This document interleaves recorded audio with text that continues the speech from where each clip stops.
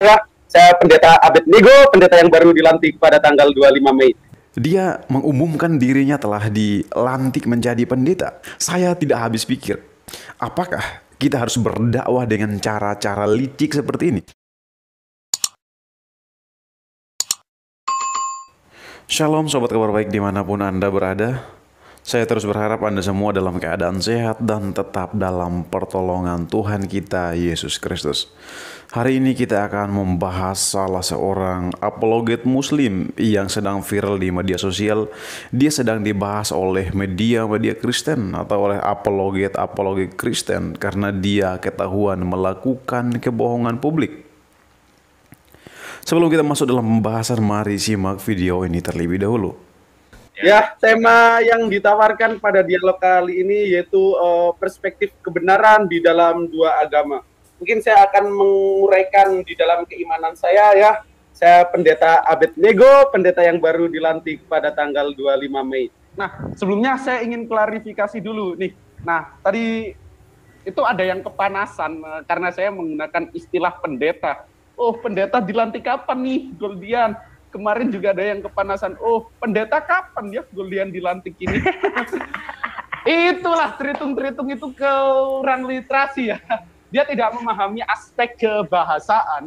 Nah, sejatinya kata pendeta itu adalah istilah yang dirampok. Ini mohon maaf ya, kita bicara tentang fakta, what has happened, apa yang terjadi.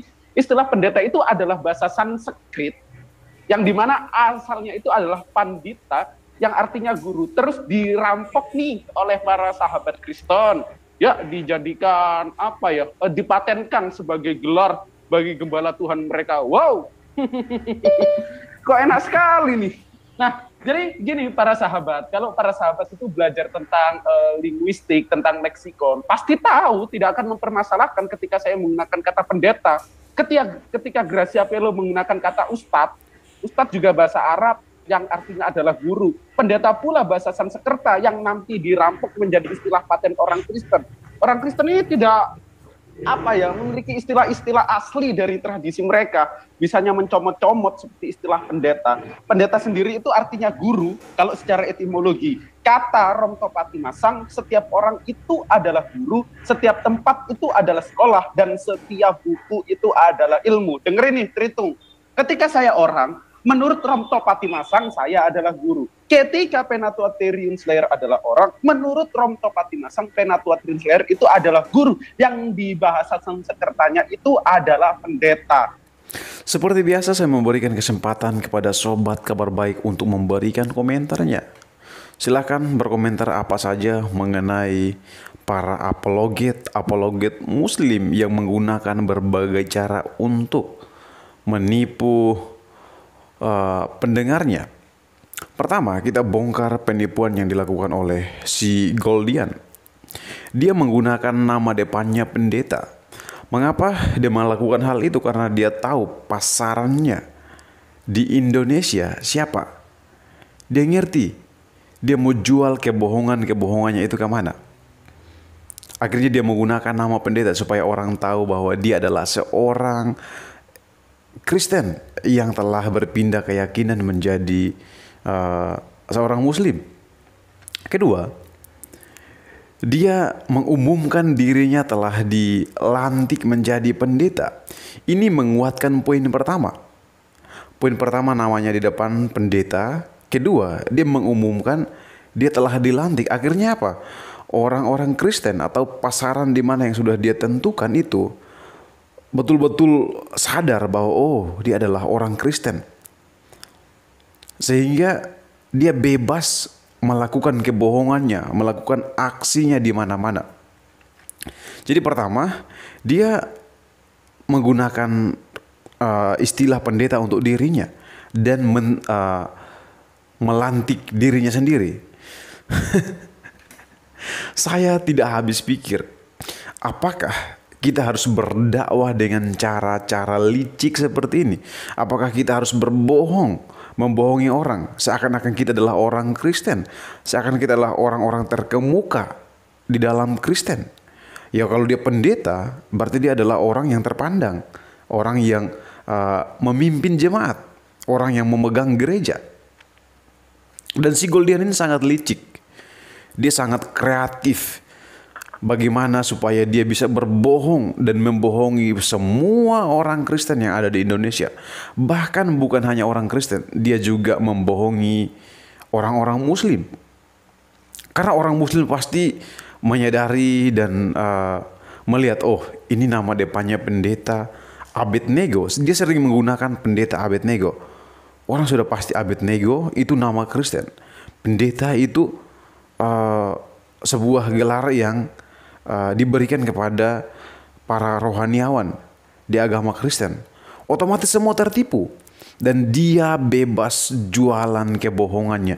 Inilah kelicikan yang dilakukan oleh si Goldian, si anak kecil, si bocah ini yang baru tahu menggunakan media sosial. Ketiga, dia melakukan satu kebohongan yang sangat besar, yaitu menggunakan marga Batak, yaitu simbolon. Jika teman-teman perhatikan di media-media sosial atau yang sedang dibahas oleh apologet Kristen, awalnya dia menggunakan akun YouTube-nya itu dengan nama Goldian Simbolon. Tetapi setelah namanya viral, dia menggantikannya dengan Goldian Boy. Pertanyaannya, mengapa dia baru gantikan nama akunnya setelah dia viral? Artinya apa? Ada sesuatu yang salah di situ. Tetapi si bocah ini memang tidak kalah akal. Dia mulai memberikan klarifikasi yang tujuannya supaya mengalihkan isu. Dia mulai membahas, loh, kata pendeta itu kan bukan milik Kristen. Bayangkan, dalam kondisi terpojok, dia masih berpikir bagaimana terus berbohong supaya tidak ketahuan oleh orang-orang Kristen. Tetapi akhirnya semuanya terbuka. Karena apa? Sekarang di zaman media sosial yang sudah terbuka seperti ini, kita tidak bisa berbohong lagi. Sebab orang bisa mengakses, mencari tahu kita di mana-mana. Orang Kristen bukan orang-orang yang bodoh, yang kamu bayangkan ya si Goldian, sehingga kamu berpikir kamu bisa dengan mudah membohongi mereka. Kami orang-orang Kristen juga pintar. Kami juga bisa menggunakan media sosial dengan baik. Bukan seperti Anda. Anda menjual kebohongan Anda dengan memanipulasi nama diri Anda. Menggunakan nama pendeta Abednego. Menggunakan nama Goldian Simbolon supaya menarik perhatian banyak orang. Sebab jika engkau tidak melakukan hal itu, kamu bukan siapa-siapa. Kamu adalah anak kecil yang baru saja mengenal media sosial. Dan tidak memiliki nama. Tapi sekarang dengan kamu berbohong, namamu mulai dikenal oleh banyak orang. Saran dari saya Bro Goldian, jika kita mau berdakwah, kita mau mensiarkan agama kita, gunakan cara yang baik. Gunakan cara yang enak dipandang, jangan dengan cara berbohong seperti ini. Kamu menggunakan nama-nama Kristen, atribut-atribut Kristen, supaya kamu dikenal, oh ini orang Kristen, dia orang hebat berarti. Bayangkan, cara bicaranya aja seperti orang yang sudah tahu segalanya tentang agama Kristen. Ternyata semuanya itu bohongan. Kamu licik banget Goldian. Kedua, pesan saya untuk orang-orang Muslim, saudaraku, mari kita lebih pintar lagi melihat siapa yang sedang berbicara. Ya, saya tidak melarang Anda untuk mendengarkan hal-hal yang berkaitan dengan agama. Tetapi lihat-lihat dulu siapa yang sedang berbicara, sehingga Anda tidak mudah dibohongi oleh manusia-manusia semacam si Goldian ini. Kamu sangat kreatif berbohong bro. Menggunakan atribut-atribut Kristen, nama-nama Kristen untuk mengambil perhatian banyak orang. Tapi tidak masalah. Kami tetap mendoakan yang terbaik untukmu. Semoga Tuhan Yesus, Sang Pemilik kehidupan ini, memberkatimu. Kami tidak mengutuk engkau, sebab kami tahu bahwa tugas kami sebagai orang Kristen adalah mendoakan orang-orang semacam kamu. Demikian dari saya, Tuhan Yesus memberkati.